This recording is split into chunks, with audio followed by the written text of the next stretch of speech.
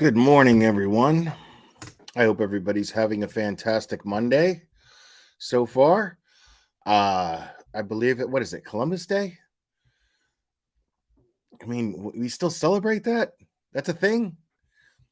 I don't know. Whatever. let's get into this case here. This Quinton Simon, this little man, nobody knows where he is. So let's try to spread a little awareness, do our part here, find out what's going on. Give me 1 second here.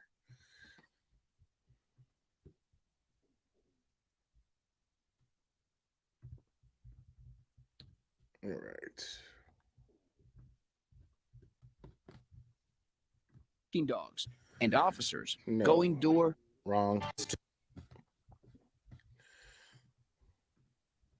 Those moments, we have told you a lot. Another day has come and gone, and there is still no sign of a missing toddler. Quinton Simon was last seen on Wednesday morning. Law enforcement officers have scoured the area around his home with dogs, drones, by land, by air. WSAV's lead investigative reporter Brett Buffington has been following the story from day one. Tonight, he breaks down the timeline of the case.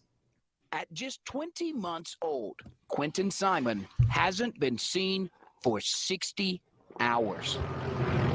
In those moments, we have told you a lot about the search to find him. But to tell you about the environment he was living in, we have to back up weeks. September 7th, police were called to Quinton's grandparents' home, where Quinton, his mother, her boyfriend, 2 other children, and the grandparents live. There was a fight, this police report says, between Quinton's mom, LaLaney Simon, and her mother, Billie Jo Howell. LaLaney called the cops on her mom. When officers showed up, she told them she was on probation and didn't want trouble. We don't know what that probation is for. The report says when police officers talked with LaLaney's brother, he told them that Quinton's mom had a history of stealing and used the money to buy drugs. A day later, September 8th, Billie Jo Howell wanted her daughter and her daughter's boyfriend out. She filed for eviction. According to the document, she didn't want any money. She just wanted her 22-year-old daughter, LaLaney, her boyfriend, Daniel Youngkin, and the 3 kids to leave quickly. Here's where the grandmother wrote it. They damaged her property, and no one is living in peace. September 16th, LaLaney and Daniel found out about the eviction, but we now know as recently as last Wednesday, the 2 were still living here. Wow. That gets us to Wednesday, the morning. A lot of drama in that house, huh? Little Quinton was last seen at 5:29 a.m. Babysitter Diana McCarta got a text message. She told us it was from Quinton's mom, saying Diana didn't have to watch the kids today. Police told us the boyfriend, who we now know is Daniel Youngkin, police say that's the last time Quinton was seen. 9 a.m., another text message to babysitter Diana, this time from a grandparent, asking if Diana had seen the toddler. The 911 call, 42 minutes later at 9:42 a.m. The WSAV investigative unit has asked Chatham County Police for that call. So far, they haven't answered our request. We know from the family, LaLaney told police that Quinton's father took the child. The family said that story didn't make sense. And by 2:30 that afternoon, police said the father wasn't involved. By Wednesday night, the effort to find Quinton involved the FBI, 2 helicopters, a drone, police on horses, tracking dogs, and officers going door to door. Thursday, we watched federal agents search dumpsters, ditches, drain pipes, and the woods. Brett Buffington, WSAV News 3, on your side. Huh. All right. So let's play this real quick here.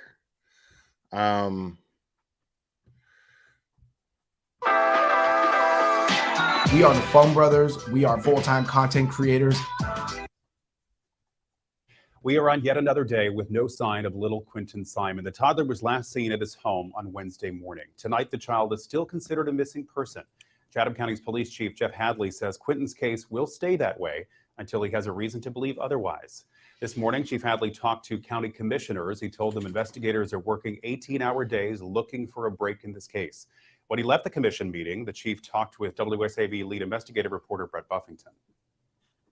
I mean, I still hold on to hope, you know, and the Elizabeth Smart case comes to my mind, you know, many years ago in Utah, I believe is when it was, is that she was gone for several months and she ended up, you know, being found. So, you know, if I can hold on to that hope, if there's something that we can glam onto and keep us moving, then we're going to do that. Now, Brett is live tonight with new information about this case. Now, Brett, I mean, like, I get what he means by that, but the problem with that and saying stuff like that publicly is it implies things to the idiots that are just hoping that there is foul play for the sake of drama. And what that does is that implies, because Elizabeth Smart was kidnapped. So, you know, it implies when he goes, oh, Elizabeth Smart, then it puts thoughts into morons' heads that this kid was kidnapped, even though, as far as I know, they're not treating this as far as though there's foul play involved. As far as I know, they've said that they don't believe there to be any foul play, at least as of yet. So they're just and the reason why they normally do that. Welcome, Tina Susser. Thank you for joining. The reason why they do that is so that they can thoroughly search the area. You know, if they assume and search based on whether or not this child is kidnapped, well then, you know, people are going to kind of do a subconscious half-ass search around the area. They have to assume that the child is in the area somewhere so that they could search thoroughly and have a better chance of finding him. Now, Brett, you know, we know there have been some tense moments at the home where this little boy was living. I understand that you know more about the conditions there tonight. Yeah, but we got an incident report from a case back in September where police were called there after a fight between the mother of this child, Leilani, and her mother, Billy Joe Howell. Leilani Simmons, of course, Quinton's mother. We learned from that incident report this fight was over laundry, but just a day later is when that eviction notice was filed. Of course, we have an entire timeline that we're working to put together now to show you minute by minute, essentially, from that moment. Okay, so basically back September 7th, right? Let's back up a month. And on September 7th, grandma had a fight with mom over laundry in the house. And she was basically just sick and tired of her mom, of Quinton's mom, her daughter, and her husband living in her house, and filed for an eviction notice the next day to get him out, along with the 3 kids. It wasn't like grandma was like, because keep this in mind, people, it wasn't like grandma, because I know in an interview, and I'll try to find that interview, at some point, grandma was like, that's my baby, and I just want my baby found. Well, but you're booting the baby out along with your daughter, you know? So, and I'm not taking sides here. I'm just exploring everything right now. Okay. So I'm not, I don't want you guys to think that I'm accusing grandma of something, because I'm not. I don't know. As far as I know, well, if she has custody, why is she kicking the kids out? That doesn't make sense. That makes no sense at all. Why did she file for an eviction notice to have her? That's what we just heard in that last news report. In that timeline, we heard that she filed for an eviction notice to have the Quinton's mom, her boyfriend, and her 3 kids booted out. Why? So obviously there's some drama going on in that household. It doesn't make any sense. But I'm not saying that one person looks shady and the other one doesn't. I'm not here to take sides on what's going on in that house, because I don't know. But I just find it weird. Moment in September to where we are right now. The police chief earlier today telling us that he's simply holding on to hope. The grid search from what we saw on Wednesday and on Thursday, it wasn't what we saw today. The police chief here telling us that he essentially will have his investigators out in certain areas that they have a reason to be in now. Of course, that means that you won't see those massive searches like we saw on Wednesday and on Thursday. Of course, he told us again that he's holding on hope that this will still be a missing persons case and that one day soon they will find little Quinton and get him back home to where he belongs. Of course, they haven't had any tips in this case coming in. They haven't had a lot of input from the public. That is a sighting or a reason to think that this is anything more than a missing person. The chief has told us in the past during this case that if they have a reason to think this was, for instance, an abduction, that's when they will put out that Amber Alert or a Levi's call. I don't know. Simply just I don't know have if they've searched the evidence for that. Of course, we're working to get that full timeline for you up on WSAV.com right now, and we will have it for you coming up tonight on the news at 11. For now, though, we're live at Chatham County Police Headquarters. I'm Brett Buffington, WSAV News 3, on your side. For price, selection, financing for everyone with no BS, come to Palmetto Wholesale Cars. Okay, so I'm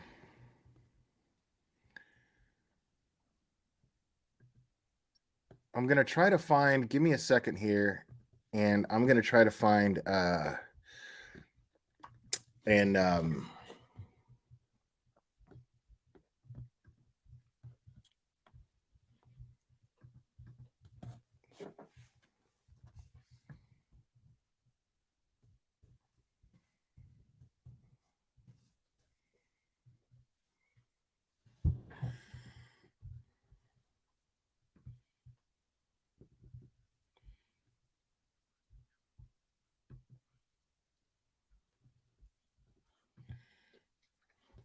No. So I'm trying to find. I know that there was press conferences done regarding this. Hold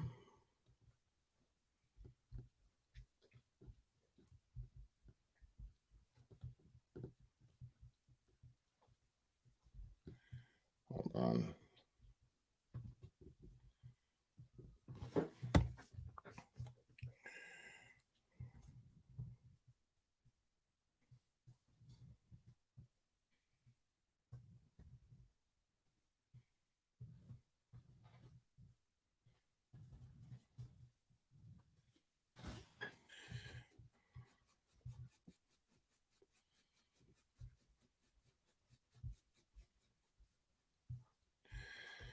Yeah, all I'm finding are little news snippets here, but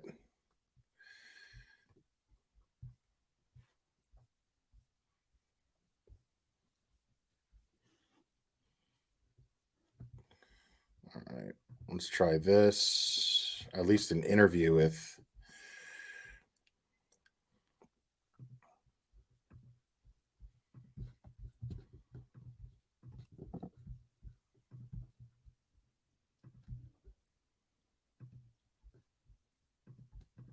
Toddler in Savannah is making national headlines. 20-month-old Quinton Simon has been missing since early Wednesday morning. Chatham County police say his family last saw him inside a playpen inside their home. We want to get out now to Nakaya Guerrero, who is live from the Chatham County Police Headquarters. Hey, Nakaya, the search for little Quinton now entering day 6. Tell us what you've learned from police. Frank, Olivia, police officers are working around the clock to bring Quinton Simon home, and now they're asking the public for help.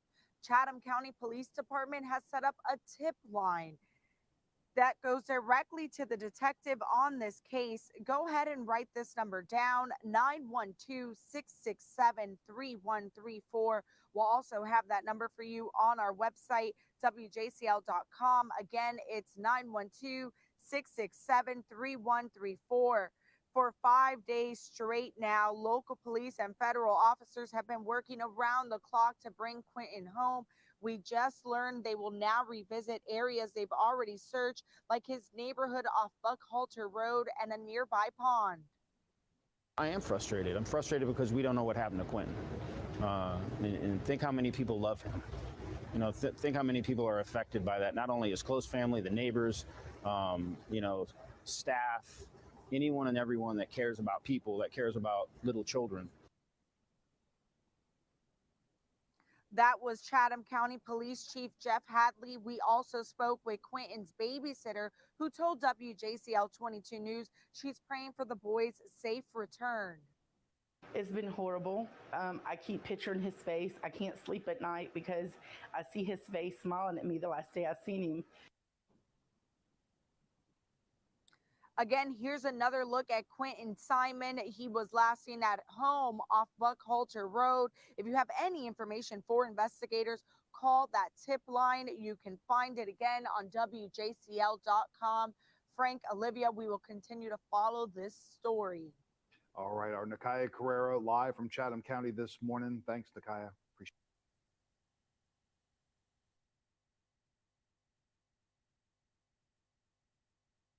All right. I think I found. We continue to investigate this incident. We've got some assistance from the FBI.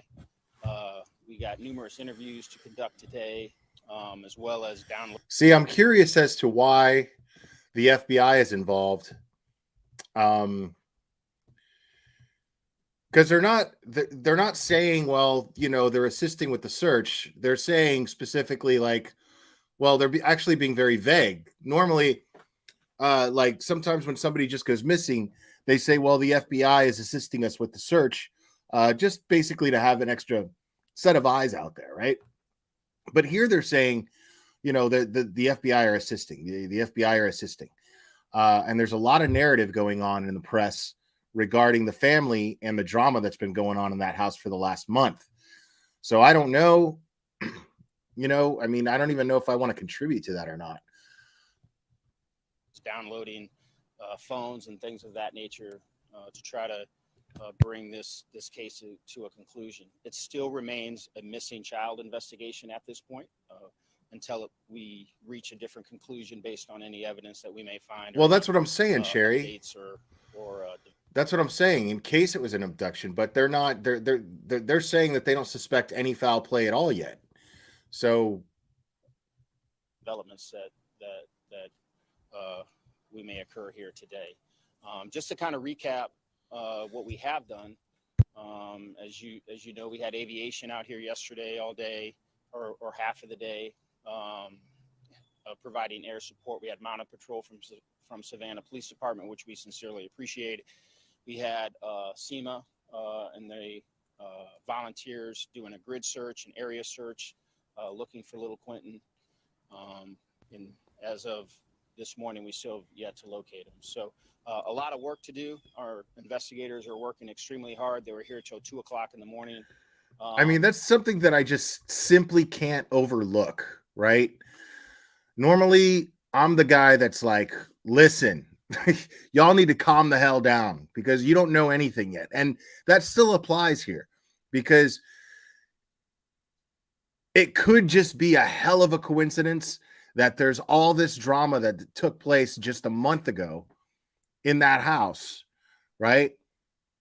And if that kind of drama took place to that point to where 911 was called and an eviction was filed, you know,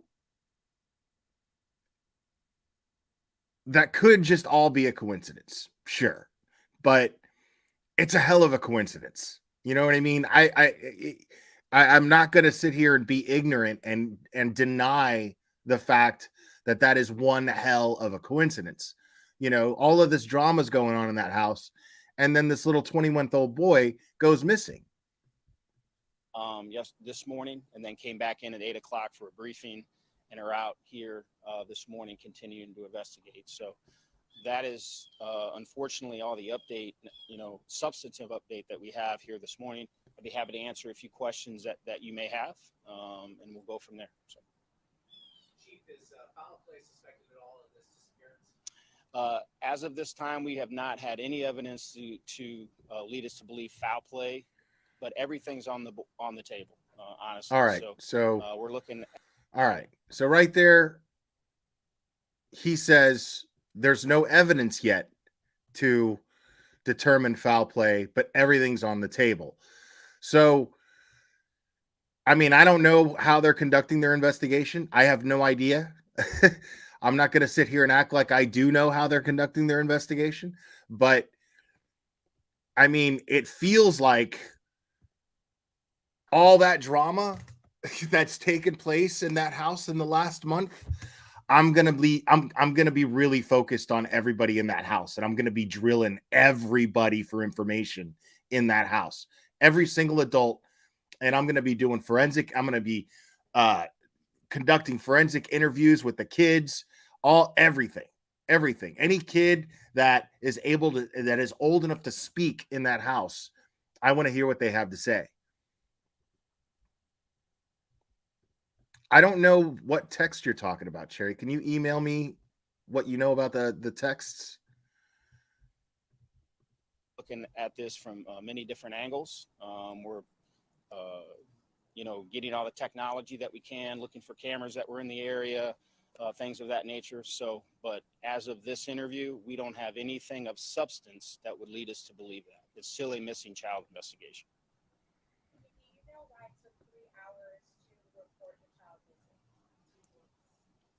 I don't know. It took 3 hours to report to the police. I haven't gotten into that level of detail when the mother noticed the child was missing. The only information that I have is that the boyfriend woke up, saw the child at 6 a.m. The mother woke up at some other time later and then reported the child missing at 9:39. I believe the call came into 911. So the time difference and whatnot, I'm not privy to that level of detail at this second. Why does the press know more than he does, though? I don't like that.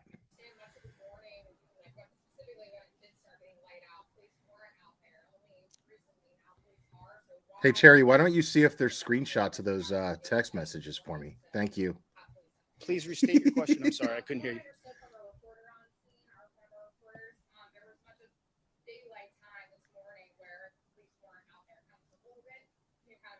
This morning? So, well, we had conducted our area grid search yesterday. So we didn't believe that we had exhausted that geographic area where we felt perhaps if he wandered away that he would be in that area. So we wanted to regroup this morning. We were out till 2 o'clock in the morning. Now we're narrowing it down to other small geographic areas. Okay, so what you're saying is that it wasn't until the babysitter was like, well, did you call the cops? And then she calls the cops and reports him missing. That's interesting.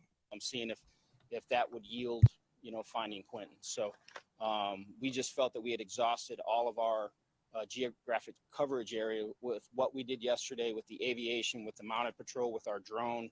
And we didn't feel that would yield anything to be back at that exact location. Now, I didn't hear. We're gonna get into some of that too, because I didn't hear the grandmother directly blame the mother for anything. Okay, what I heard, and we're gonna go over it just so I'm sure, because I could be wrong, but what I heard was the grandmother say that she doesn't trust her daughter, that she has a drug problem, that she steals, that she lies. So, I mean, we already know that there's an estranged thing going on in that household between grandma and mom.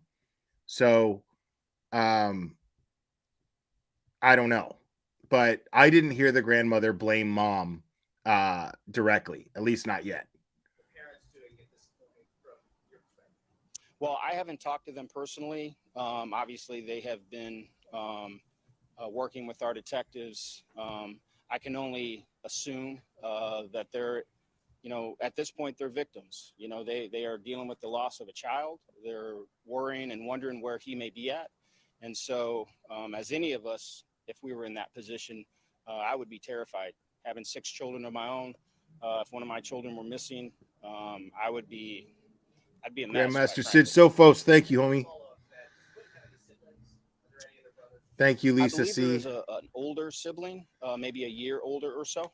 I think it's a boy, but I'm not 100% sure. Okay.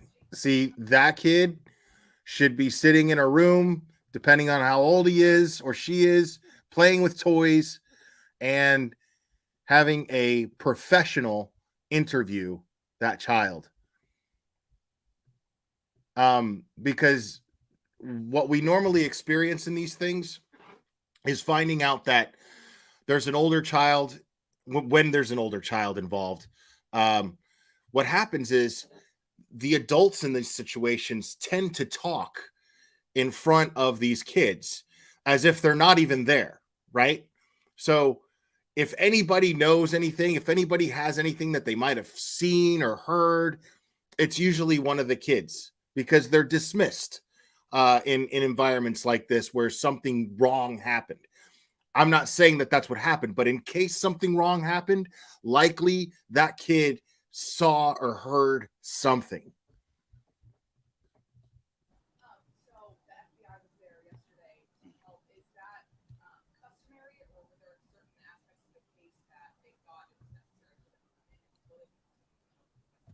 They will continue to help with the investigation in this type because it's a missing child, but there's also a potential it could have been abducted.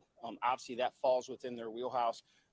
You know, they're a great organization to work with. They have an enormous amount of resources that necessarily local law enforcement doesn't have, and their willingness to step in, provide additional manpower, as well as the resources that they have, which it is welcomed beyond belief. So, but because it's a missing and could be an abducted child, that's where it falls within their wheelhouse. Okay, that makes sense. I hope he's still alive. We don't know. We don't have any information to believe he's not. I love how the press just tries to trip these dudes up. They ask the same questions and just form it differently, hoping that they forgot the answer that they gave before, and they're going to like slip up and say something else. Like, do you believe that he's still alive? Like, dude, for the second or third time, we hope so. We're treating it as though he is. That's why we have everybody searching the area. But statistically, we know, how these cases may end up. So we're going to hold out hope that he's still alive, that we can find him and bring him home safe to his parents. But we'll continue to look at all angles and exhaust all investigative avenues.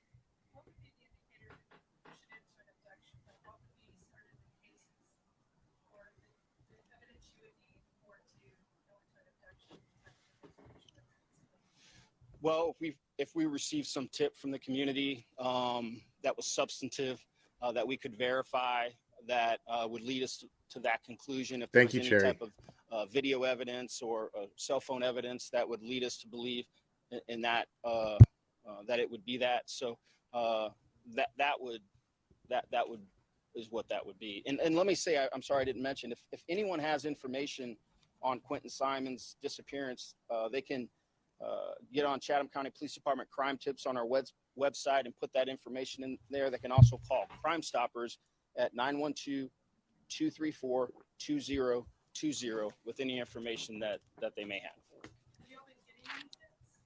have. I'm not aware of any at this point.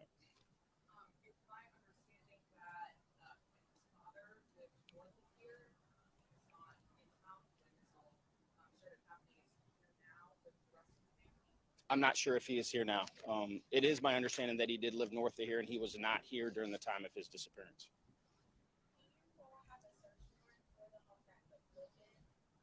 We did obtain a search warrant for the home. We're also obtaining other search warrants as of today, and we'll continue to execute those once we're able to secure those.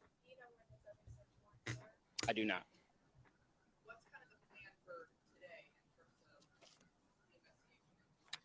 Wait, what? What I want to do is let the we did obtain a search warrant for the home. We're also obtaining other search warrants as of today. And we'll continue to execute those once we're able to secure those. I do not.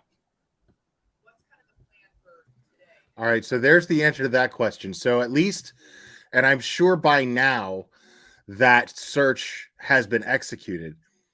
So hopefully, I mean, it's this is what makes these things so complicated, because if something happened and one of these people are responsible, I hope they found something in the home. If he's out there and he's just doesn't know what's going on, and he's, he wandered off, or wandered off and got hurt somehow, or whatever. Hopefully they find him. Hopefully that too much time isn't wasted on the home. But I don't believe that at this point, this is just my personal opinion, folks. I'm just speculating here. This is just my personal opinion. Take it with a grain of salt, because I'm not an investigator. I'm not a lawyer, none of those things. But I would think that this soon into a search for a missing child, I don't think that they would get a warrant for the home unless they had probable cause to search the home.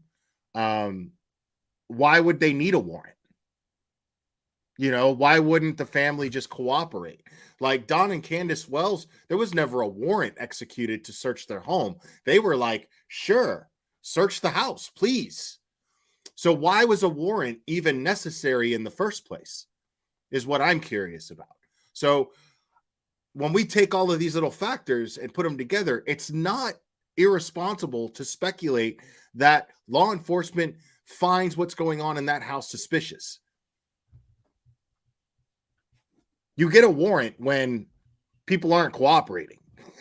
That's usually how that takes place. Well, what I want to do is let the investigators do their work today, obtain those search warrants, execute those in a timely manner, probably reassess sometime later today and see where we may need to pivot this investigation. If anything, any information comes out today that yields a different result. Okay, see, that's a great explanation. See, that's why I like Chasing Truth. Later on today. Chasing Truth just made a very good point. They said they cooperated. So law enforcement is confirming that the family is cooperating, but if they need to file charges, the DA won't consider evidence found without a warrant. So even though it's just better, it looks better in a courtroom, is basically the way Chasing Truth is explaining this. It looks much better in a courtroom. And it's way easier to convince a jury when you have a search warrant. That way, there's no wiggle room for them to later on say, but they searched our house without a warrant. Just in case they try to change their mind and say, oh my God, well, they violated our rights and they searched our house without a warrant. But yes, thank you, Chasing Truth. It does feel like they're definitely suspicious of these parents. Today, I want to give my investigators space to go on and do their job. They don't need me in their face every 5 seconds asking them 100 questions. They're very capable, along with the FBI, and we're going to work diligently till we come to a conclusion. Have you talked with the mother? I have not, ma'am. Okay, thank you. Is that true?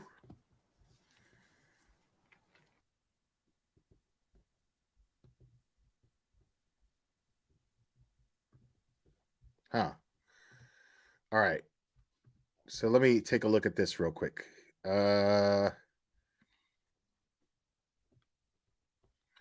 So here's a statement from the babysitter.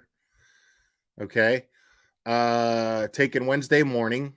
Or I'm sorry, no. Actually, I'm just going to play it. I was going to read it, but I'm going to play it.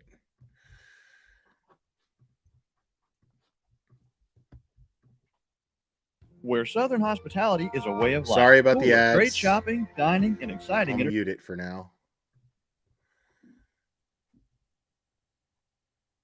But yeah, poolerchamber.com, folks. Chamber of Commerce or whatever. More about how this morning played out with this family and the babysitter who was originally supposed to be at this home this morning. News 3 Brian Gallagher also here with me at this scene tonight with those details. Thank you, Brett. Earlier tonight, I talked with the toddler's babysitter. She is sharing her concerns tonight. It's an interview you will only see on WSAV News 3. I am been keeping Quinton and Zane for 6 months. I kept them yesterday, and They went home last night. Diana McCarta says she babysits little Quinton and his siblings and was supposed to watch them this morning. She says she was confused as to why plans would change so suddenly. I got a text this morning saying that they would not be here. I would not be babysitting them at 5:29, which was kind of odd because I have them even when she doesn't work. 30 minutes later, 6 a.m. I don't mean to get off the subject of Quinton, according to police. Diana says this is Savannah, dude. Like I have yet to hear anybody talk like this with their Savannah, Georgia accent. You know that I don't think I've ever actually met anybody in person except for my guidance counselor in Miami who had that Savannah, Georgia accent when he was going to send me to an opportunity school. He would be like, William, if I send you down to MacArthur, they're going to tear you apart. I'll never forget that. Says other family members asked her where Quinton might be. And then I get a text at 9 o'clock saying, have I seen Quinton? I immediately go to their house. I try to help them look. They didn't want that. So I've just been waiting around like everybody else. Diana and other neighbors are shocked by the news and wonder what could have happened to little Quinton. My heart is broken. I'm not his mother, I'm not his family, but I love him very much. And I just don't know what could happen. The police did a really good job of looking. And where does a 1-year-old go? They've covered a lot of ground. Again, we will continue to update you with the latest developments online and tomorrow on WSAV News 3 Today. In Chatham County, Brian Gallagher, WSAV News 3, on your side. Brian, Brett, thank I you. want to listen to that again. Of Quinton, according to police. It's an interview you will only see on WSAV News 3. I am been keeping Quinton and Zane for 6 months. I kept them yesterday, and they went home last night. Diana McCarta says she babysits little Quinton and his siblings and was supposed to watch them this morning. She says she was confused as to why plans would change so suddenly. I got a text this morning saying that they would not be here. I would not be babysitting them at 5:29, which was kind of odd because I have them even when she doesn't work. 30 minutes later, 6 a.m. was the last reported sighting of Quinton, according so to that's police. interesting. Diana says other family members asked her where. So even when she doesn't work, they pawn the baby off on the babysitter. And I don't mind saying this because what we know about mom is supposedly on probation. She's not coming off like mother of the year. You know what I mean? So I'm not going to sit here and accuse her of anything just yet, but I am going to say that I'm not finding that hard to believe, you know, that they have the babysitter and then they pawn the baby off on the babysitter, even when she doesn't have to work, because they don't want to fucking deal with being parents. And everything that we're hearing so far comes off like that's the case. So she's saying that she finds it extremely odd that even when she's not at work, they're like, can you watch the baby? But now at 5:30 in the morning, they text her and be like, and they're like, nope, we don't need you. We're good. Super weird. Where Quinton might be. And then I get a text at 9 o'clock saying, have I seen Quinton? I immediately go to their house. I try to help them look. They didn't want that. So I've just been waiting around like everybody else. Diana and other neighbors are shocked by the mom is 22 and she's got 3 kids. I mean, that's young, man. That's young. Like, again, like Sherry said, I'm not shaming, but I mean, 22 years old, man, having 3 kids, that is way too much responsibility for a 22-year-old. Shocked by the news and wonder what could have happened to little Quinton. My heart is broken. I'm not his mother, I'm not his family, but I love him very much. And I just don't know what could happen. The police did a really good job of looking. And where does a 1-year-old go? They've covered a lot of ground. Again, we will continue to update you with the latest developments online and tomorrow on WSAV News 3 Today. In Chatham County, Brian Gallagher, WSAV News 3, on your side. Brian, Brett, thank you for your report tonight, team coverage. Now, if you want to stay updated on the latest I'm not developments in this judging. case, you can visit I'm just saying, WSAV.com. I mean, can you deny, Dazed Mandy, that it was a lot of responsibility for you at 22 years old to have 3 kids? It's a lot of responsibility for a 40-year-old to have 3 kids. That's all I'm saying. Not judging, and I'm not shaming. I promise. I had my son at 25. So, you know, and it was a lot. It was a lot. /toddler search. All right. Well, look at you. They found All right. So I want to find more stuff here regarding this case.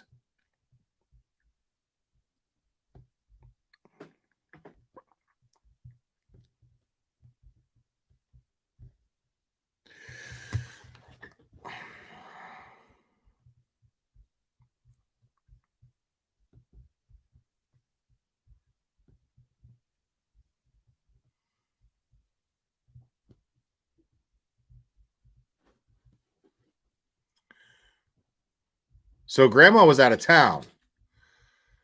So mom had the kids, but grandma was out of town. All right, let me find, because I also saw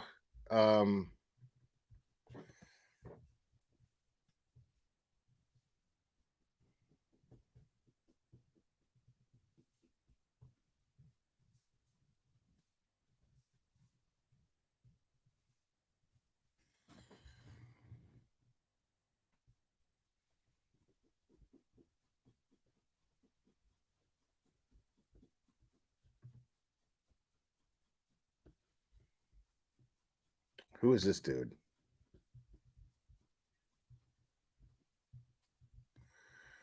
Okay, that's just some weird dude. God, there's so many weirdos on YouTube. It's so annoying.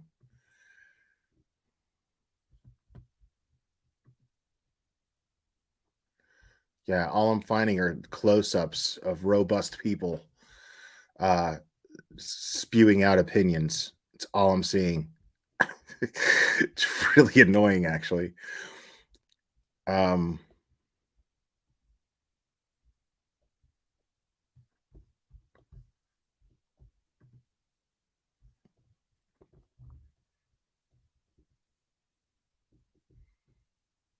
right.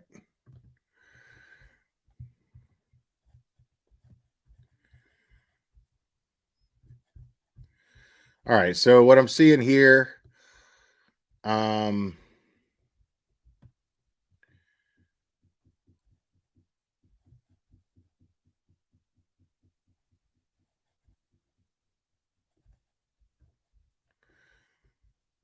right, so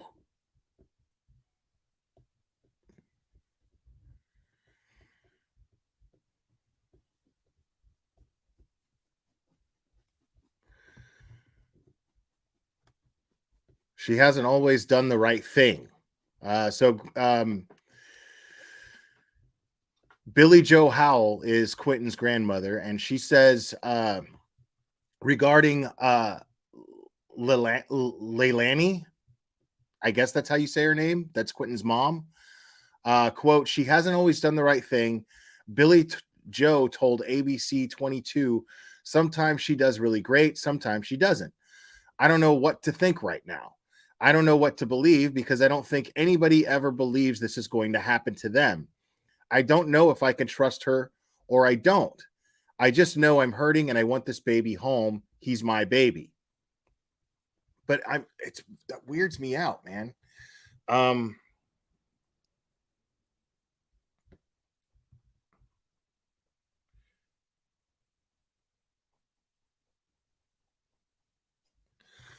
Yeah, like this whole family has like a weird shady history, you know?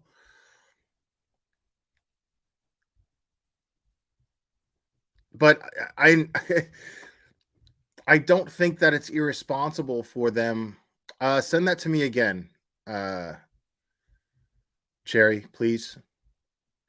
Because I have to catch it as I get a notification.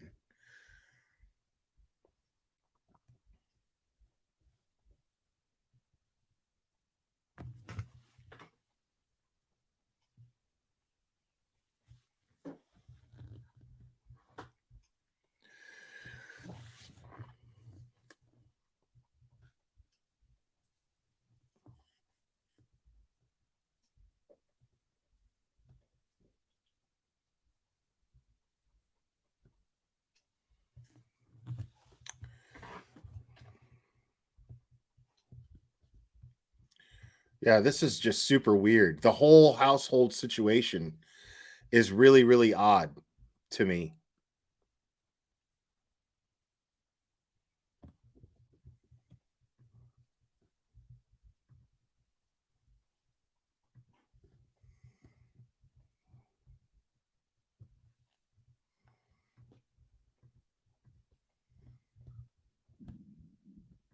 All right.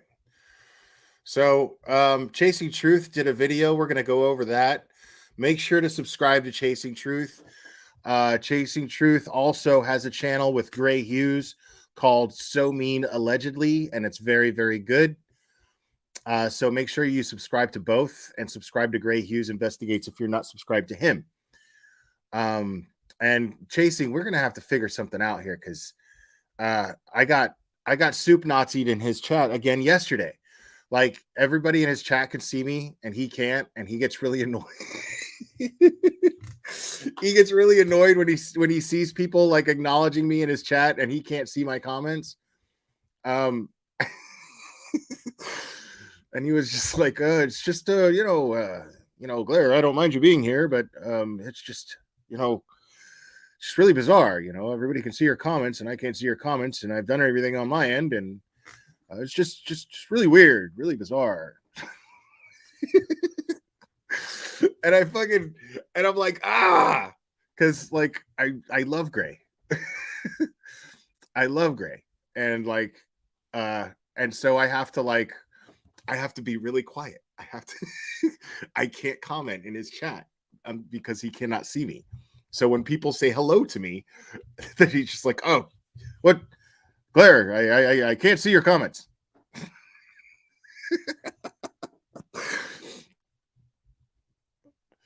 Oh man.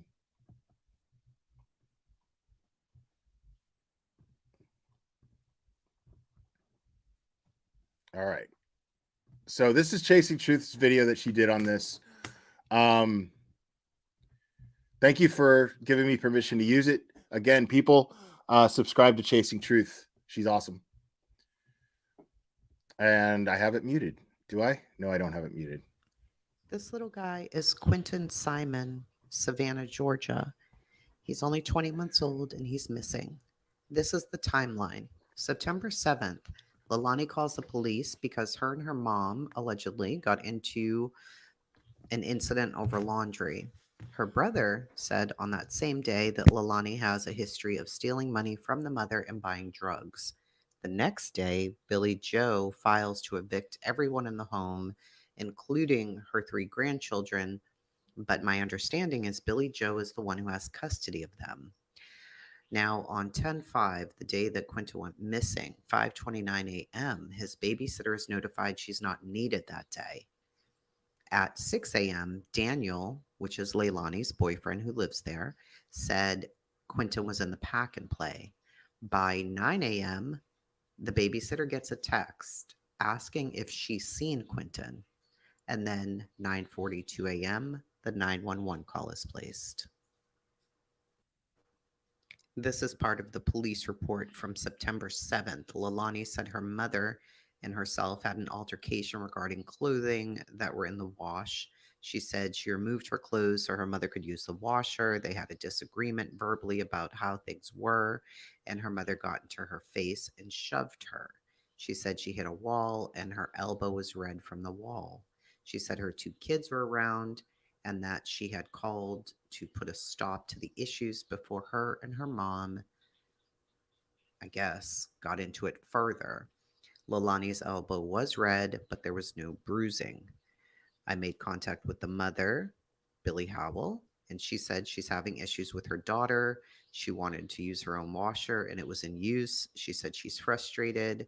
She takes care of the household and pays all the bills. She said her daughter lives there, 2 kids, and the daughter's boyfriend. Now, I thought that there were 3 kids, 2 boys and a baby girl, but I'm not sure about that. She said that her daughter got in her face and screamed at the top of her lungs, and she shoved her. Leilani said she was currently on probation and did not want the conflict to escalate. So those stories are actually pretty consistent. Because Leilani says that that grandma shoved her, right? And she hit the wall, hurt her elbow, and blah, blah, blah. And she made this whole thing out of it. But grandma, when the cop calls grandma to find out what happened, grandma says, yeah, I pushed her. So she's not lying. Like there's nobody here that's lying so far, which I find, pretty interesting here, considering that these two they had the altercation and they seem to be pretty forthcoming to the officer. Late, and that's why she called. She did not want her mother to face any charges. Wait. She did not want the callings, and she shoved her. Leilani said she was currently on probation and did not want the conflict to escalate, and that's why she called. She did not want her mother to face any charges. Has anybody found out whether or not she's actually on probation and what she's on probation for? Because if she's not on probation, why would she tell the officer that she was? That's weird. You know what I mean? Like, that's usually something that they keep from the officer. Normally. Most circumstances, that person will keep that from the officer. So why is she saying that? And the local news station that covered this in the beginning, sorry, I'm reading comments too. But the local news station that said so, they said that they couldn't find why she was on probation.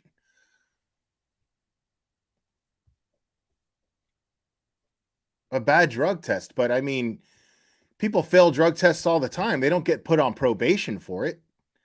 You know what I mean? Like, I understand violating your probation by failing a drug test if you're already on probation, but you don't get put on probation for failing a drug test.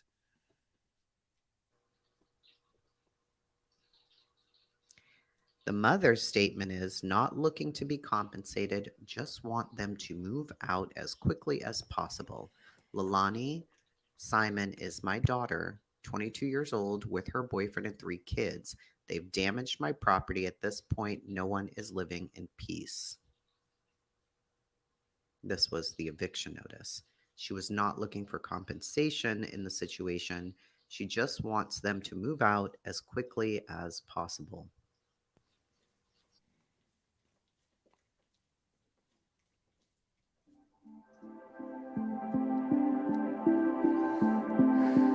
Wow, Chasing went all out. Guys, make sure to subscribe to Chasing Truth, man. Dispatch 200 units that's going out to the 620. Subjects, all the subjects are on scene. This is possibly between a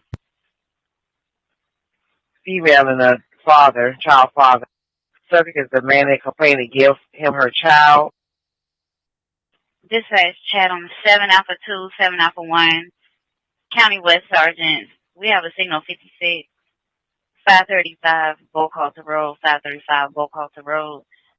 Complaint advised her 1-year-old son is missing. She woke up, her door was open, advising he's unable to open the door. Thinks someone came in and took him. It's going to be a tan-skinned child with dark brown hair, green, blue eyes. Last seen at 6 a.m. this morning. 350 received. This is Leilani, and her son is Hawaiian. Any available unit they have on the west side, I need you to send them to Buckhalter Road, 530, so they can meet up with me. 9 Alpha 2, you can show me en route, 56. Dispatch sergeants, prepare a copy of Lookout on the Missing Juvenile. It's going to be on a Quinton Simon, 2 years of age, date of birth 1/8/2020. The white male, about 2 feet tall, weighing 34 pounds. Blonde hair, hazel eyes, black seen. Harold Shipman, you couldn't sue me for your mother's sex toys. Get the fuck out of here. All right, I'm going to play this one more time. Sergeant, we have a... Want her Dispatch 200 units. Okay, so this is possible. All right. So on the morning of, and I want to make sure to give credit where Chasing gave credit to. True Crime with Eve So this is through True Crime with Eve and the audio of the 911 dispatch the morning of 10/5/22. So this is when she's reporting him missing.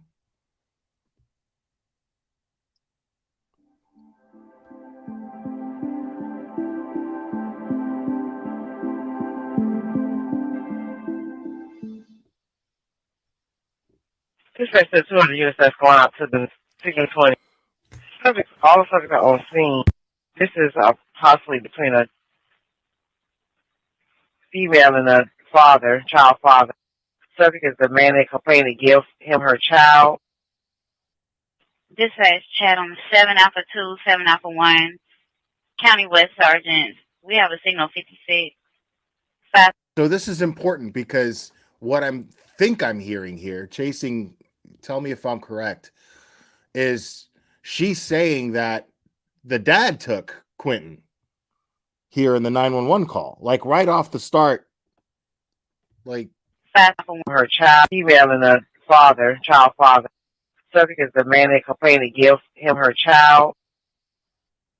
Dispatch chat on 7 Alpha 2, 7 Alpha 1, County West Sergeant. We have a signal 56. 535 Bocaulta Road, 535 Bocaulta Road. Complaint advised her 1-year-old son is missing. She woke up, her door was open. Advising he's unable to open the door. Thinks someone came in and took him. It's going to be a tan-skinned child with dark brown hair, green, blue eyes. Last seen at 6 a.m. this morning. Oh, yeah. Like, she's lying, dude. Like, if his, now, I mean, but we also have to take into consideration. Now, do I think she's lying? Sure, of course. I think she's lying. But I have to take into consideration that maybe somebody took the child, anybody took the child, and it's just a possibility. It's not what I think necessarily, but it could be that she wasn't necessarily lying, but suspected the dad of taking the child. So maybe she didn't know that he was at work and that he was out of town. Maybe he just said that. Maybe she was on drugs and just got paranoid and assumed. So who knows? Who knows? But I'm going to go with Occam's razor, and I'm going to feel like she's probably not being forthcoming. 350 receipt. This is Leilani, and her son is Hawaiian. Any available unit they have on the west side, I need you to send them to Buckhalter Road, 530, so they can meet up with me. 9 Alpha 2, you can show me en route, Route 56. Dispatch sergeants, we've had a copy of Lookout on a Missing Juvenile. It's going to be on a Quinton Simon, 2 years of age, date of birth 1/8/2020. The white male, about 2 feet tall, weighing 34 pounds. Blonde hair, hazel eyes. Last seen in area 535 Bocaulta Road around 6 o'clock this morning. Going to be wearing black pants with a Sesame Street t-shirt. Last seen inside the playpen inside of the home. Any units come in contact, hold and notify authority of Chatham 7 Alpha 2 at 1024. Dispatch available K9, respond on records. Available K9 on records. Dispatch available K9 on Alpha 5. Any unit with a K9, we need it on record. Agency with any available K9 unit, respond on records. Any agency, any available K9, please respond on records. Therefore, I need a 1020 call out for all the units that are in on this call, this 56, so we can get a 20 on everybody for right now. Dispatch all County West units stand by for roll call. Chatham 7 Alpha 2. Copy. Chatham 7 Alpha 1. I copy Jerry 505 Bocaulta Road. Chatham 8 Alpha 1. 8 Alpha 1. I'm directly behind this house in the wood line. Copy. Chatham 8 Alpha 2. 8 Alpha 2. We're going to be at Buckhalter and Gerard along with 9 Alpha 3. Copy. Chatham 9 Alpha 1. I'm at 535 Buckhalter Road. It's adjusts your mood. Basically, it affects your mood. It's supposed to make your mood a little bit more easygoing.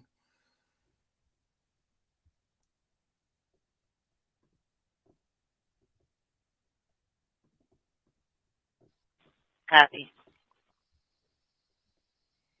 1863. 535 Bocato Road. Copy. 1804 and 1808. Are y'all on scene yet?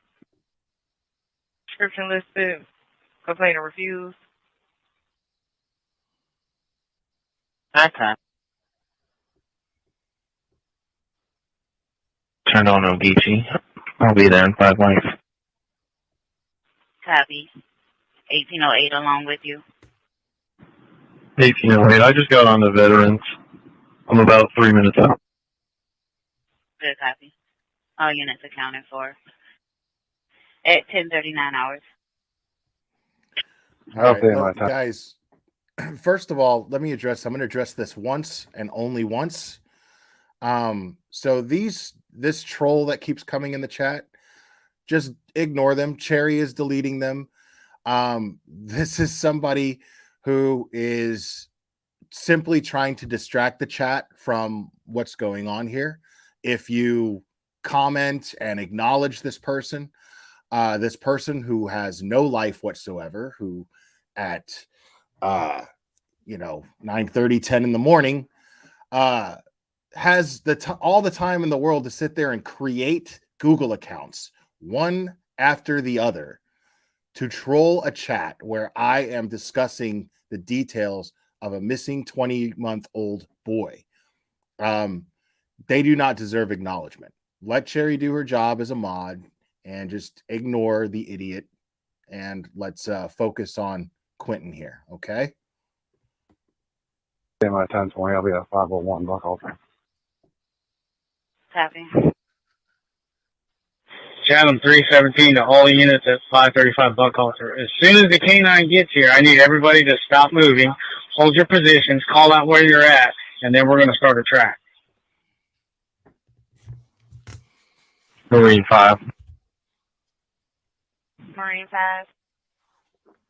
You want me to route to that Buckhalter 56. Copy. Thank you for watching. Please like, subscribe, and hit that notification bell. Documents show that Quinton's grandparents, Billy Joe and her husband, are the ones who have custody of Quinton and his 3-year-old brother. Quote, "She hasn't always done the right thing," Billy Joe said of her daughter on Thursday.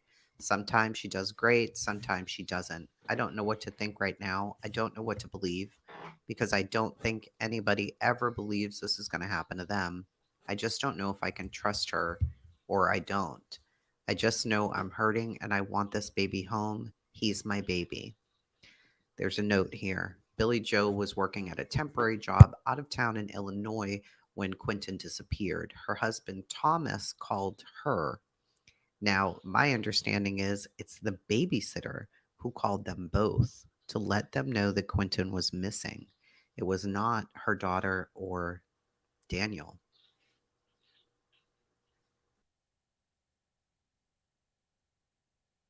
Yeah, so far, there's absolutely no suspicion here on my end of anyone but the mom and boyfriend. Like, everybody has an alibi. Everybody has a solid alibi. And there's a lot of people involved in Quinton's life here, a lot of adults, but the only people that seem to be suspicious in the slightest bit are Quinton's mom and the mom's boyfriend.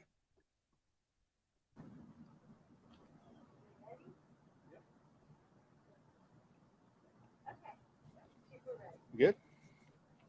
Well, good morning, everybody. I'm Chief Jeff Halley with the Chatham County Police Department, and we wanted to provide everyone with an update to the extent that we can on the missing Quinton Simon.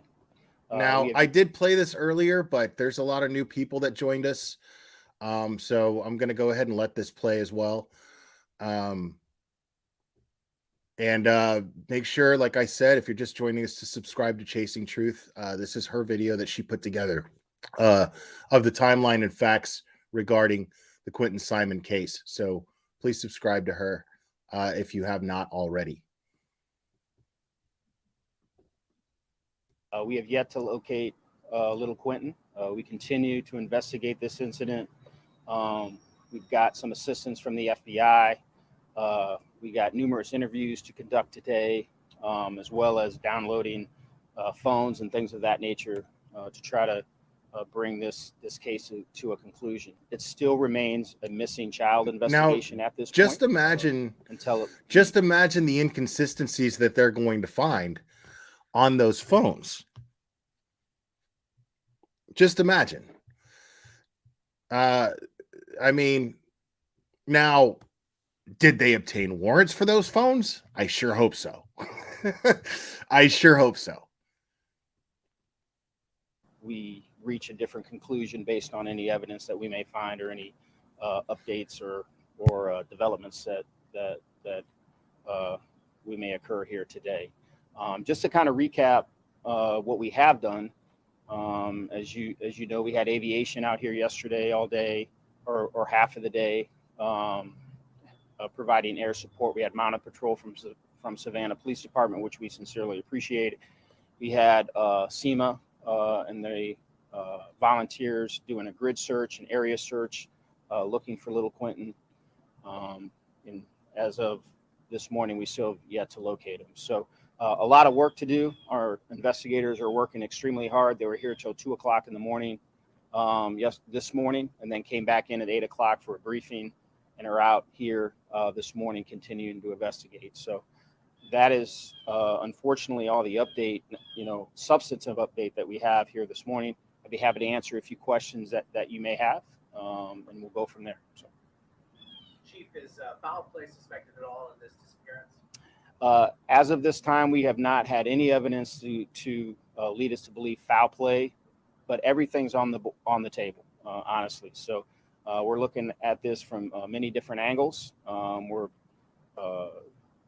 getting all the technology that we can, looking for cameras that were in the area, things of that nature. So, but as of this interview, we don't have anything of substance that would lead us to believe that. It's still a missing child investigation. Do you know why it took 3 hours to report the child missing? I don't know. It took 3 hours to report to the police. I haven't gotten into that level of detail when the mother noticed the child. I'm hazy on that right there. Did it actually take 3 hours? I'm a little hazy on that, because my understanding, and those of you that have been following this case closely, correct me if I'm wrong, the 3 hours were like, the beginning of those 3 hours were just a text saying that they don't need her to babysit, right? Like, not that, hey, Quinton's missing, what do we do here? It was, we just don't need you to babysit. So I don't know if it actually took 3 hours for them to actually report Quinton missing. I feel like that's an assumption made by the masses right now. I could be wrong, but it was missing. The only information that I have is that the boyfriend woke up, saw the child at 6 a.m. The mother woke up at some other time later, and then reported the child missing at 9:39. I believe the call came into 911. So okay, so see, so why? I mean, that just makes the boyfriend suspicious. Daniel's the boyfriend, right? So that makes him suspicious. More than the mom. Like, it's not often that we get such a detailed timeline here when it comes to text messages and phone calls and 911 calls and things of that nature. It's very rare that we actually have this much information so early in a missing child investigation. So right. Okay. So what he's saying is So again, that's just an assumption that that Quinton was missing that entire time. Because according to Daniel, Quinton's mom's boyfriend, he went to work and left Quinton with mom. Mom was sleeping, and then mom woke up at 9 a.m.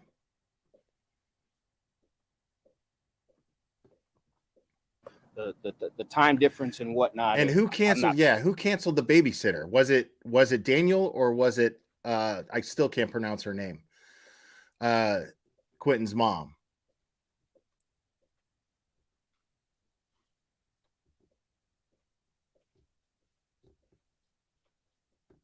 So it was the boyfriend that.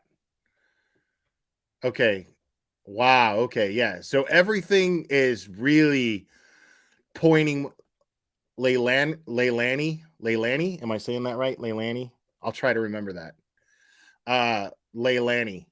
I'm sure it's going to get beaten into my head for the next God knows how long. Leilani. Leilani. I don't know. Whatever. But yeah, it's not looking good for mom, but it's definitely looking worse for mom's boyfriend. I'm not privy to that level of detail at this second. From what I understand, much of the morning, like specifically when it did start getting light out, police weren't out there. Only recently now police are. So why wait, in those precious hours of daylight in the morning to have police out there? Please restate your question. I'm sorry, I couldn't hear you. What I understood from a reporter on scene, or one of our reporters, there was much of daylight time this morning where police weren't out there. Kind of took a little bit. Can you kind of explain? This morning? Yeah. So, well, we had conducted our area grid search yesterday. So we didn't believe that we had exhausted that geographic area where we felt perhaps if he wandered away that he would be in that area.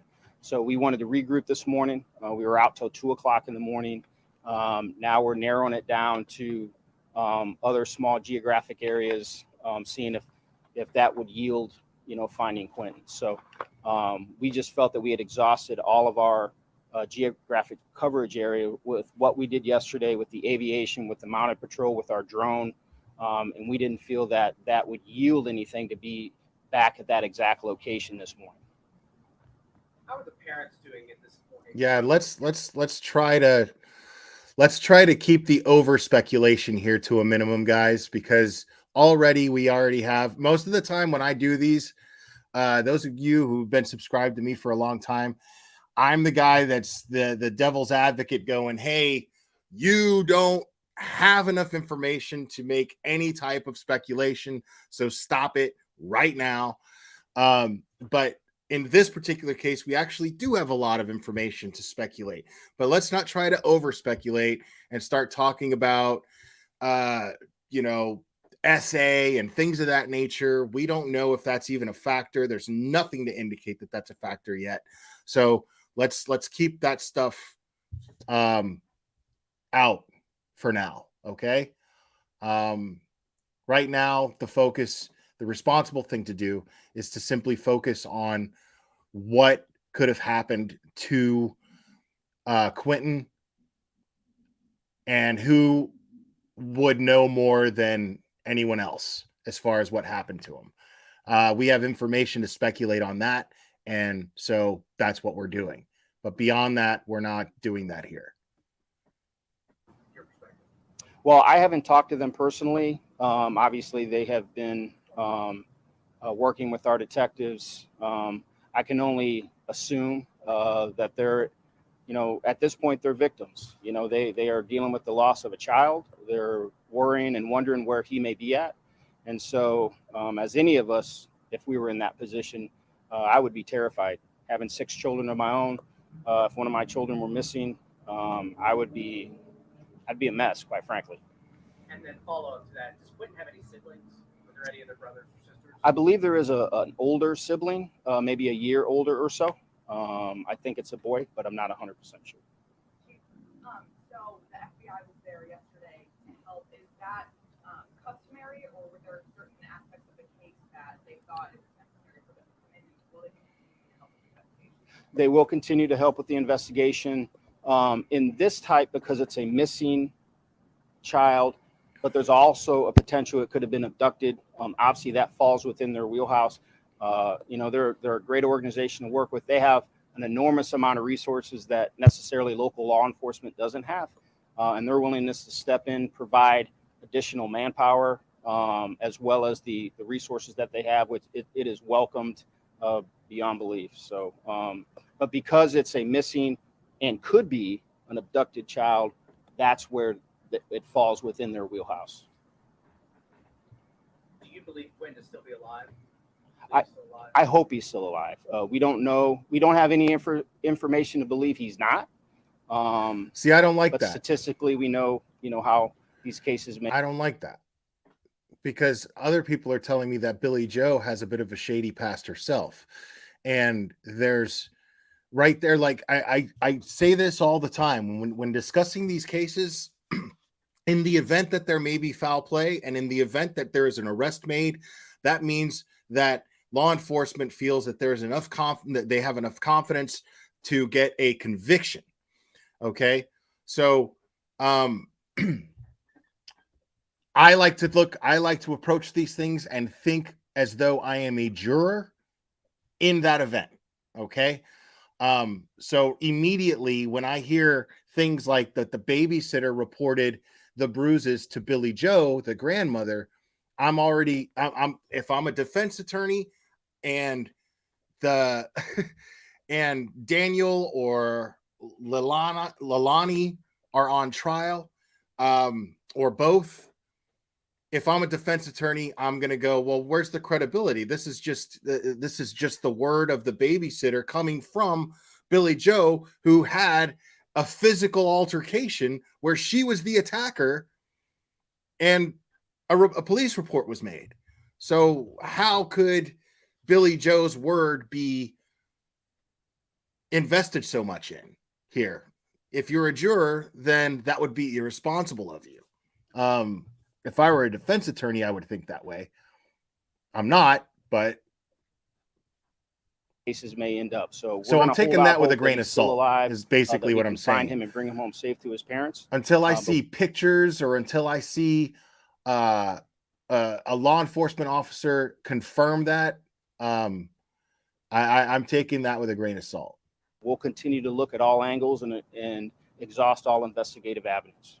What would be the indicators that would push it into an abduction? Like, what would be sort of the cases or the evidence you would need for to go into an abduction type of investigation?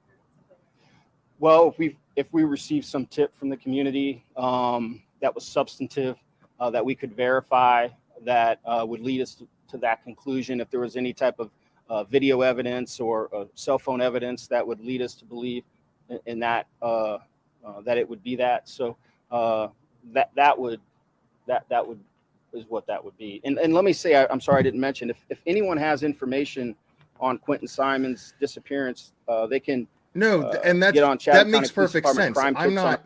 I'm not criticizing her for grandma being the person that she goes to with this information. I'm not criticizing her for that at all. What I'm saying is, if the grandmother testifies in the event, a defense attorney can absolutely tear that apart, at least with the information that we have so far. That's all I'm saying.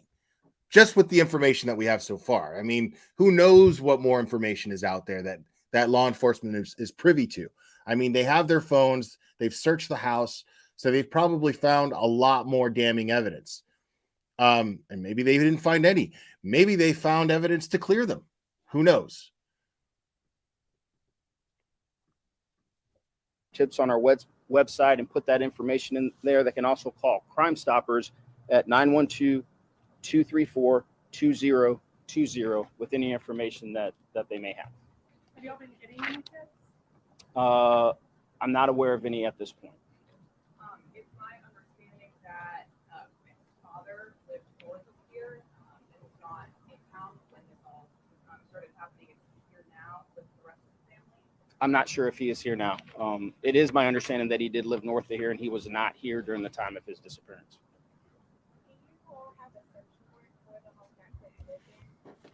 We did obtain a search warrant for the home. We're also obtaining other search warrants as of today, and we'll continue to execute those once we're able to secure those. Do you know where those other search warrants are? I do not. I do, but I'm not telling you yet. Well, what I want to do is let the investigators do their work today, obtain those search warrants, execute those in a timely manner, probably reassess sometime later today and see where we may need to pivot this investigation. If anything, any information comes out today that yields a different result, leads us in a different direction. But we'll regroup later on today. I want to give my investigators space to go on and do their job. They don't need me in their face every 5 seconds asking them 100 questions. They're very capable. Yeah, make sure to sub to Chasing Truth. She put together this video. She's giving me the blessing to play it. Cherry, if you could make yourself useful for a change and post Chasing Truth's channel so that that can happen. And also, if you can grab me the most recent presser that this guy did, I would be greatly appreciative. Because it's really nice when you actually make yourself useful around here. Please. Thank you. Capable, along with the FBI, and we're going to work diligently till we come to a conclusion. Have you talked with the mother? I have not, ma'am. Okay, thank you. Appreciate it. Today, they just want Leilani to tell the police the truth. Because she's lied to us so many times. And I don't know, it's just bad to say, but she just likes to lie. Today, in this neighborhood, federal agents went through dumpsters. On this ATV, they searched in the woods and along the freeway. The moments since Quinton went missing for his grandparents have been hell. I'm dying, and I need everybody to help, everybody that knows anything, anybody. He's just a baby. We were there today as investigators searched another property owned by Quinton's family. The little boy's grandpa told me he cut the locks off himself so the police could get in. These grandparents just want to see their grandson again. He hugs me. That's interesting. To pick him up and play with him. So far, there has been nothing. Investigators have found. So Grandpa wasn't fucking around, okay? Grandpa wasn't fucking around. He was like, yeah, you're getting in that house. I want to know what the hell's going on with my grandson. So you're getting in this house. And he cut the locks. To lead them any closer to answering the question, where is Quinton? The initial search of the home that they were in was voluntary. But in order to go forward with a case, if they need to, I believe that's why they ended up getting a search warrant to really dig in the home and see if they could find anything. I also understand that they are now getting search warrants to check Daniel and Leilani's phones to ensure where they were at the time that the baby went missing. My major concern is at 5:29, the sitter gets that message. I'm assuming it's from Daniel or Leilani saying, we're not going to need you today. Now, it's not until hours later that she gets another text saying, have you seen him? As if he would have left the home and went to her house to visit or something. Now, last night there was an interview with the babysitter on Ziggy's channel. You may want to check that out. She did say that the grandmother has custody of the boys, but, you know, she had been out of town, so Leilani and Daniel had the boys. Now, was this a situation where she wasn't even supposed to be seeing her children? I don't really know, because the way that the babysitter makes it sound, Leilani was the one who always had the kids because that's who she babysat for, was her. She also said things like, Leilani's not trustworthy, she's a liar, and other things. She was asked if there were ever bruises on the kids, and she said that there had been. She also said that she often would text the grandmother to tell her things about the kids. So this is sounding like a pretty bad situation at this point. We do know that the FBI is Thank you, very Cherry. involved, but there haven't been many updates since they were searching. I know that there's frustration at the moment that they're not seeing active searchers out there, and it sounds to me like they may know a lot more than what's being said. So we'll be keeping track of this, and I'll give you any updates that I happen to see on social media. Have a great day. Thank you for that video, Chasing. I appreciate it. And thank you for getting me this video that I'm going to play here.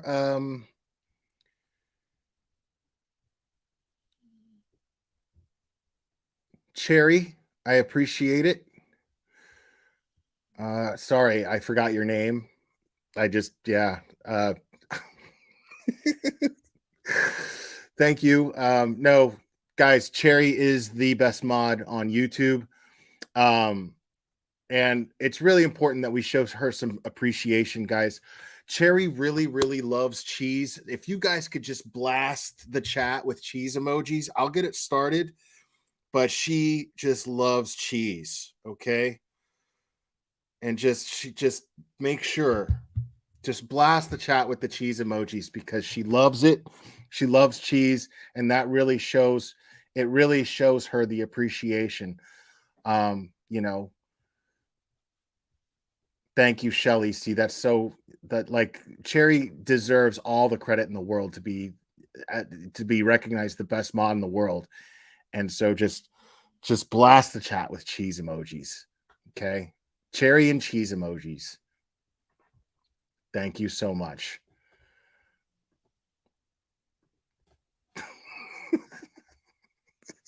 Oh man, I'm in trouble. Oh fuck.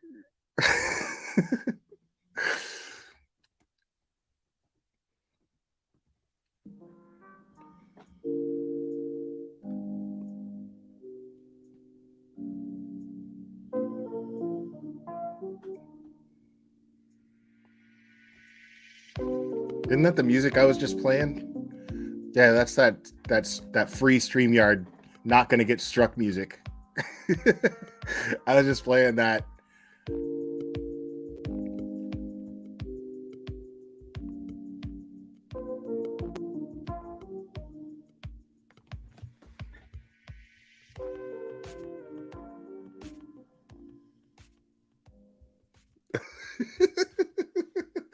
Jerry, stop it. Jerry's going nuts timing Hello, people everyone. out. Hope that you all are having a good day. I wanted to bring you the update on Quinton. Okay, I just want to get to Let me take down the press conference. just to be sure that you guys all have the information. They had stated, the police department stated, we have a new number for tips regarding Quinton. Please call us at 912-667-3134. This goes directly to a detective. If you get the voicemail, please leave a message. This number is only for tips regarding information that might help us find Quinton. If you think that you see Quinton, please call 911. And here is the flyer, missing person flyer for him.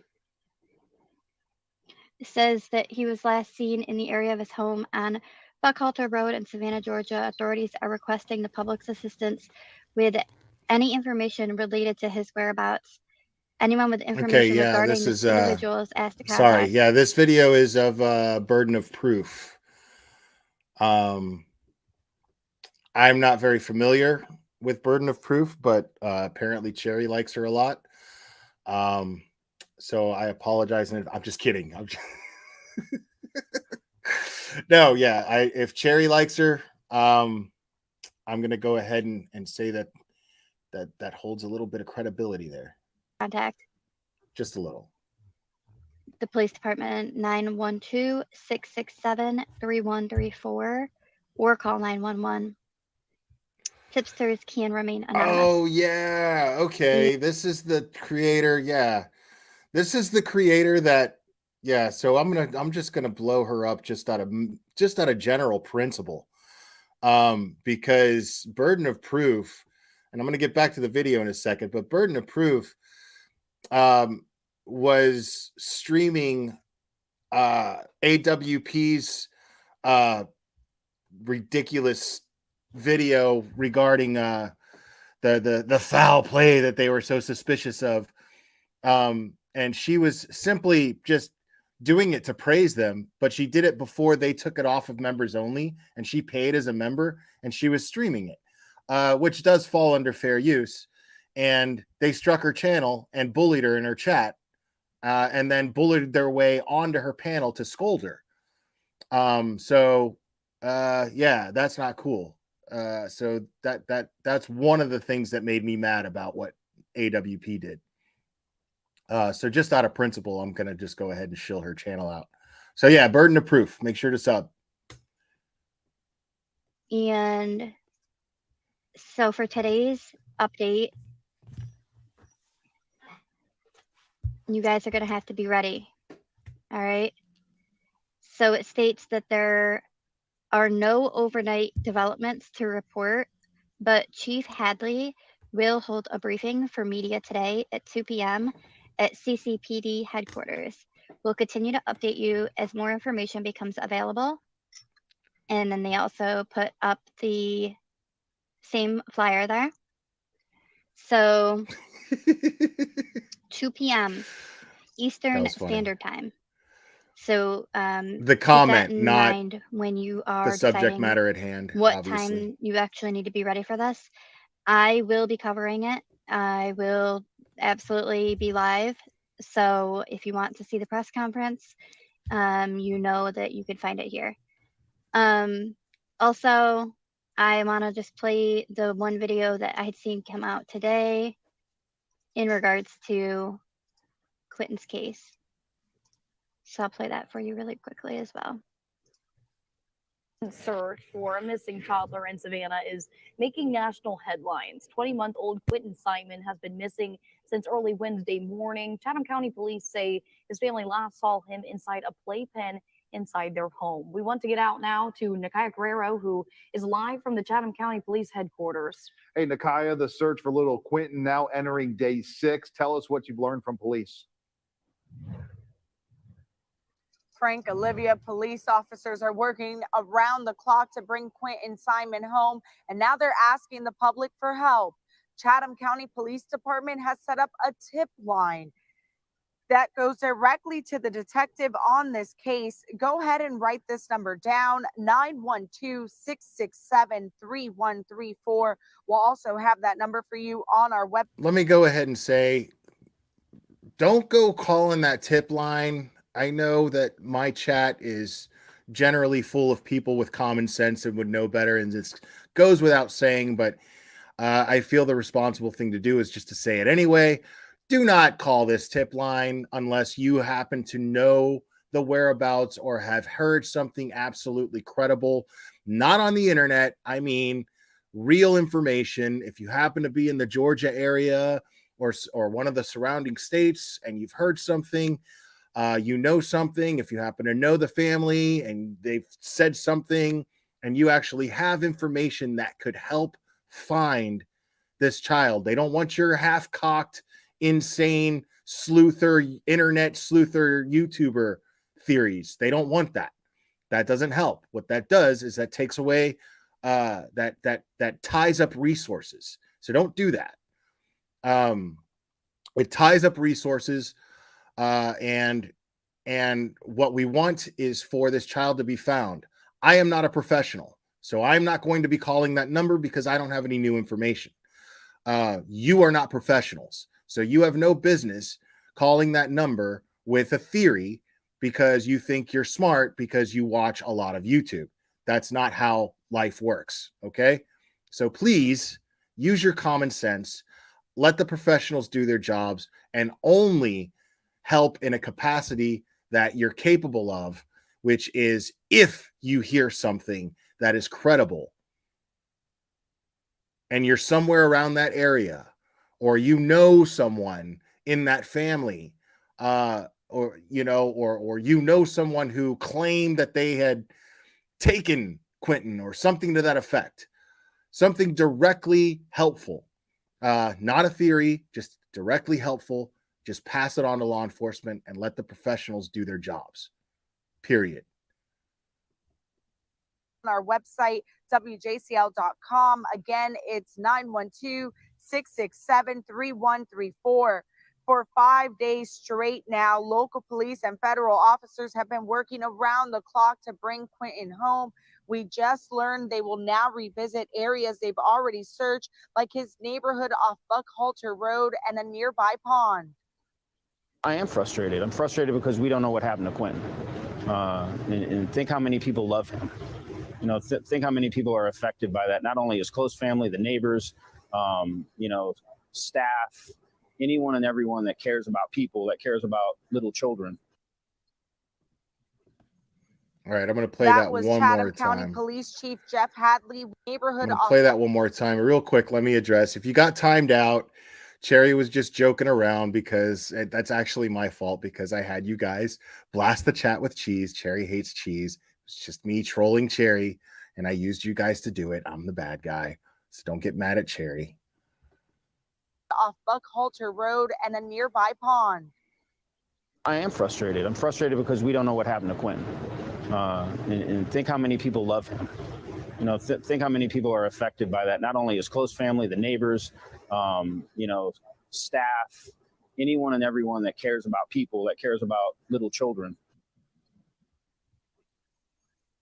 That was Chatham County Police Chief Jeff Hadley. We also spoke with Quinton's babysitter, who told WJCL 22 News she's praying for the boy's safe return. It's been horrible. I keep picturing his face. I can't sleep at night because I see his face smiling at me the last day I've seen him. Again, here's another look at Quinton Simon. He was last seen at home off Buckhalter Road. If you have any information for chasing, I'm with you on that. I just don't see that happening. This is usually the pattern of how this channel goes, right? Let me explain. The pattern of this channel usually takes place something like there's a missing person or there's a murder, and I will go over that stuff.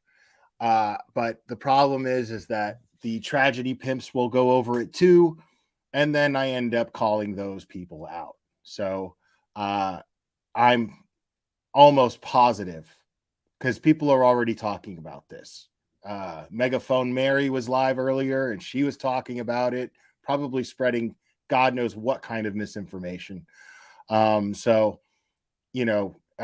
best thing that I can do is do my best to help spread the correct information. And then once those people start disrespecting and accusing people who there's no evidence against, I'm going to blast them. As always, it's just what I do.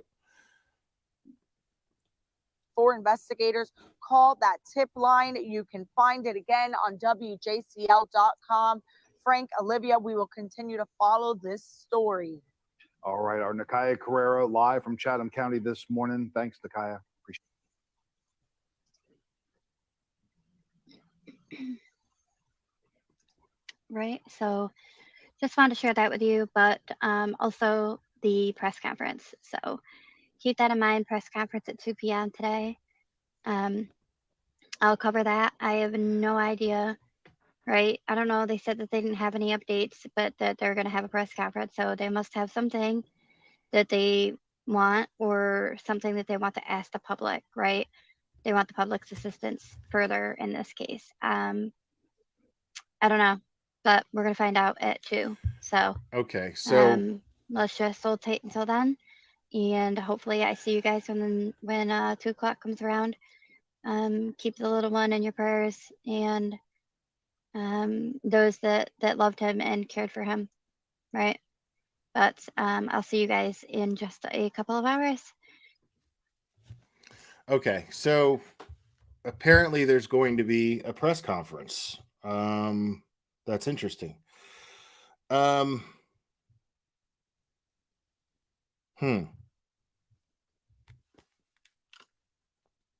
And that's going to be a few hours from now. I'm going to try to cover it. I don't know if I actually will. But yeah.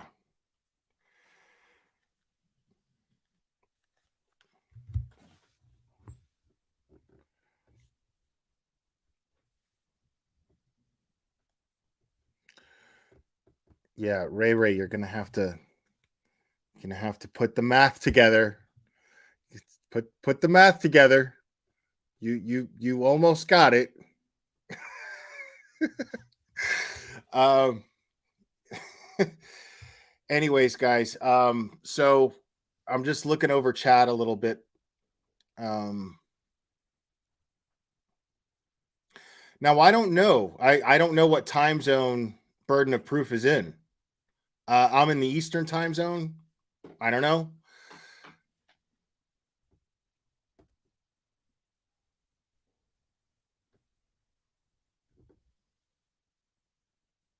Now, if she's on the West Coast, if she's in Pacific time, then that would be 5 o'clock Eastern.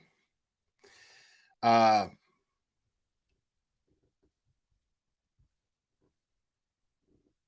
me see if I can.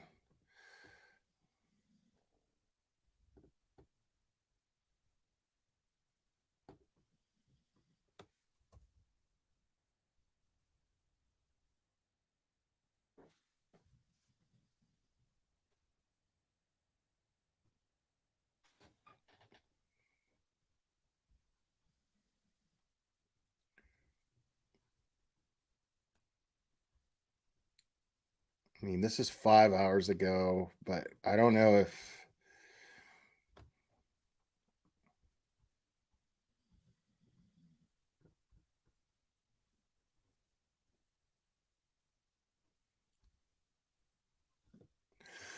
Yeah, okay. So this is a local news station in Savannah. Savannah is also on Eastern time, and it says here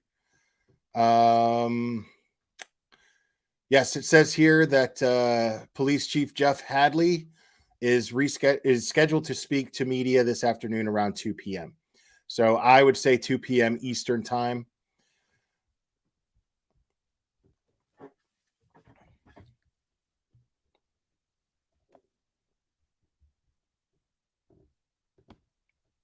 All right.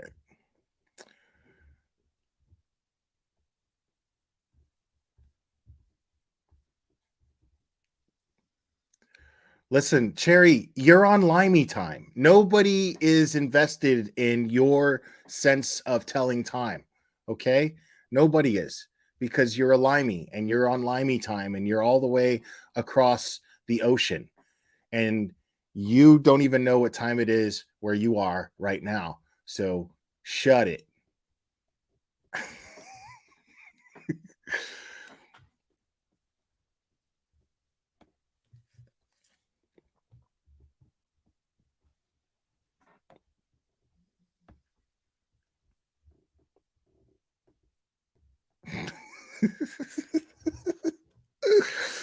See what I mean? I don't even know what that means. I don't speak Limey. I speak English 2.0. Okay. Here in America, we speak English 2.0. That means that we took your language and we improved it. Okay. Because we beat you guys 240 some odd years ago. All right. We destroyed you, and then we decided we're not paying you taxes anymore, and we're going to have this thing called independence. And so, and in doing so, we reinvented and improved your primitive language. So I don't even know what that means.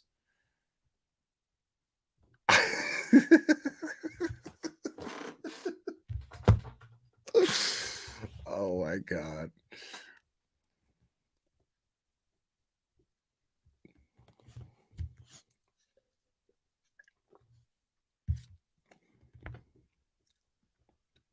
Oh man, you're talking about my my split lip there.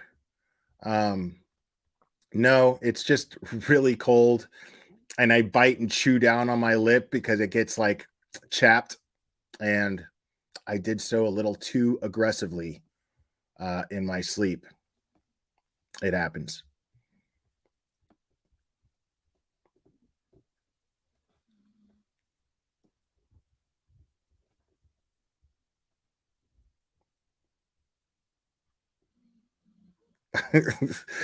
Y'all don't know me, man. I'm kind of stupid. Like I totally would.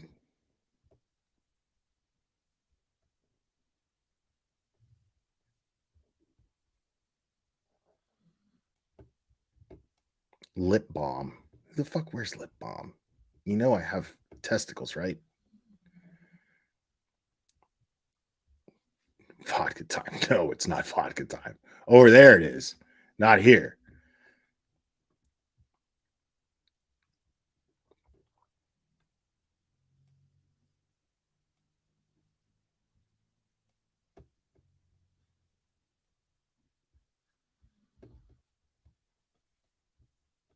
Yeah, it got like super cold here. It's ridiculous. It goes from being like 100 degrees in Tennessee to being like 40. It's ridiculous, dude. Like it's hot as hell, and then all of a sudden I go to bed and I'm freezing.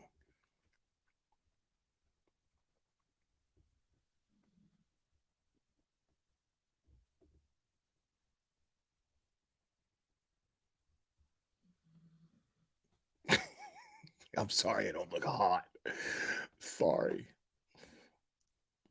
Yeah, it's stupid, man. Living in Tennessee, like, I don't hate it here, but sometimes I'm just like, really?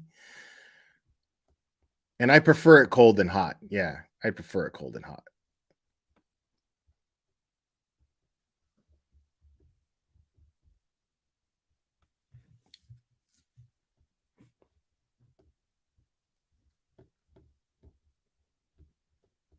Yeah, we know, Pauline Bryant. Thank you.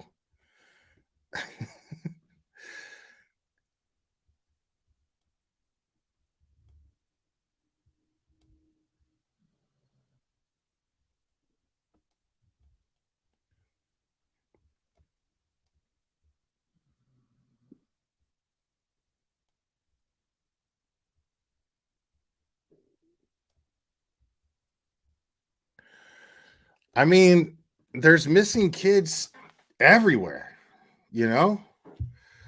Um, kids go missing all the time. Uh, I don't know what constitutes one that gets national headlines and everybody in the whole world starts looking for them. I don't know how that gets chosen. But kids go missing all the time. It's a really bad problem.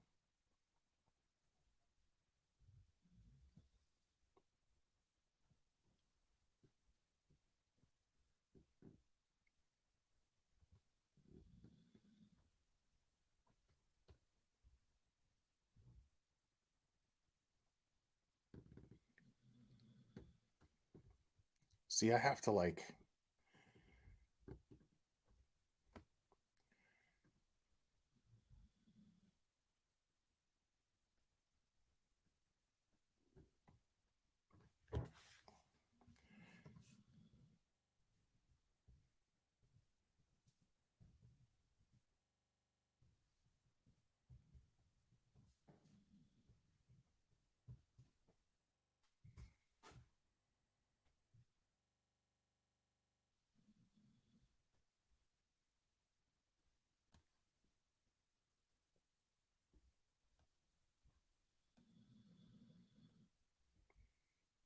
all right, so just in 2020.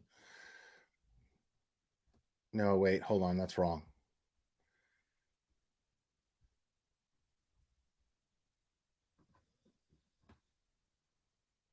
These things are never updated.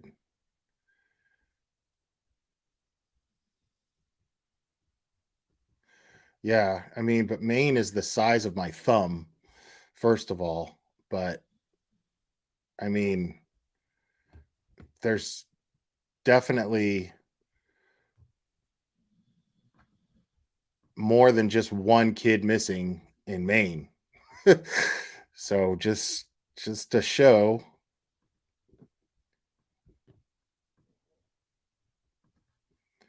I mean, this is the list right here of all the missing children in Maine, and it goes on to there, and that's a lot of kids for a state that's so small. So missing kids go missing. I mean, missing kids is a problem. It happens all the time.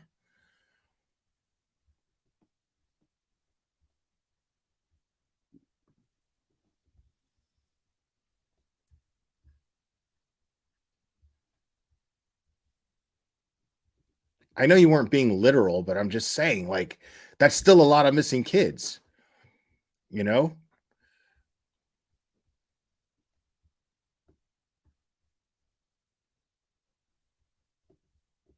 And yes, down the rabbit hole news. Also, that's, I mean, there's only so many that that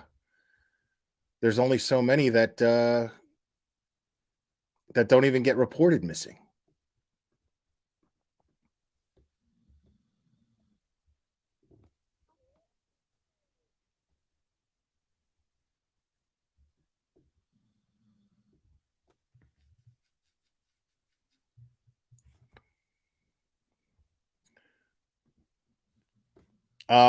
Limey is a term for English people, British people.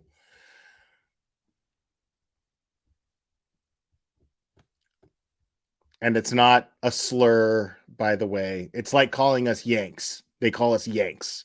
It's the same thing. So it's not a slur before anybody starts getting their panties in a bunch.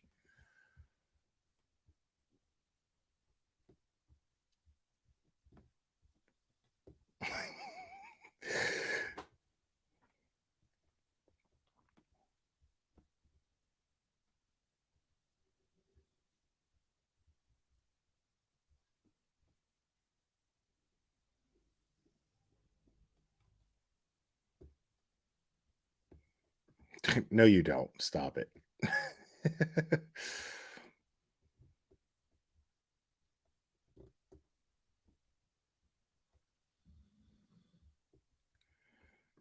You see what I'm saying? It's stupid.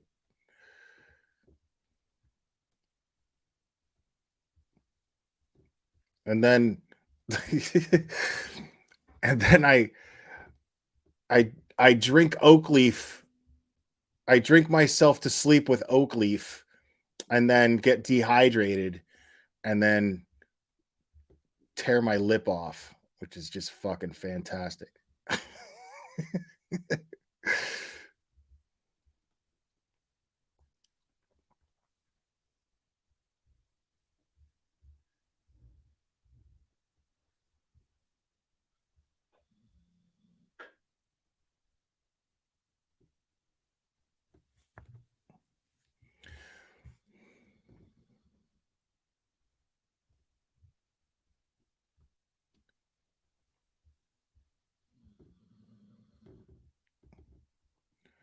Oak leaf is the greatest wine ever made, is what it is, Tina Saucer. Saucer. I'm gonna go ahead and wrap this up, guys. I'm not sure if I'm gonna go over that press conference or not. But at least you'll know that Burden of Proof will be going over it. So subscribe to Burden of Proof, and make sure again to subscribe to Chasing Truth. Sorry, I'm trying to think of all these. It's early for me, okay, people. But thanks for joining me. I really appreciate all your support. Make sure to hit that like for me and subscribe if you're not already. We will do this again very soon, my friends.